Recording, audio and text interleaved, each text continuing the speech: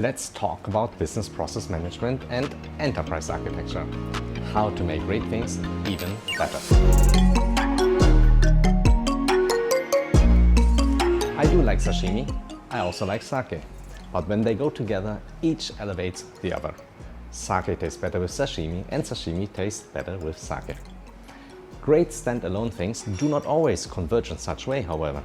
For example, while I do understand the concept of surf and turf, which is seafood and steak together, I do often feel that one is overpowering the other, making both feel less valuable. When it comes to fine dining, I also do not think that throwing some caviar or truffles on top elevates everything per se, though I do like caviar and truffles in general. They just must be placed in the right context with the right content. So while I do enjoy sashimi also without sake and vice versa, I do prefer them going together because the overall value is higher. And that's why business process management and enterprise architecture go together not only well, but incredibly well.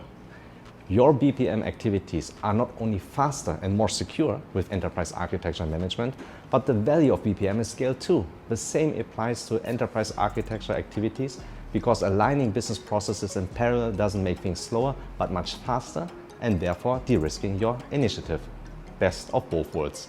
And that's why a previous partnership of LeanIX and SAP Signavio has become a loving relationship within the SAP ecosystem, and it's great to see how customers all around the world are already reaping in the benefits in this new constellation.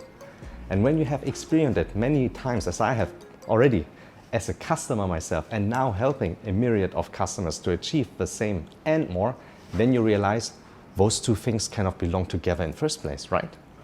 Maybe a bit like peanut butter and jelly. And while you are gaining experience and exposure, which means exploring and experimenting, then you eventually reach to magical combinations like Baguio caviar nigiri with steamed sake. Match made in heaven? Or, as I would like to say, matcha made in heaven.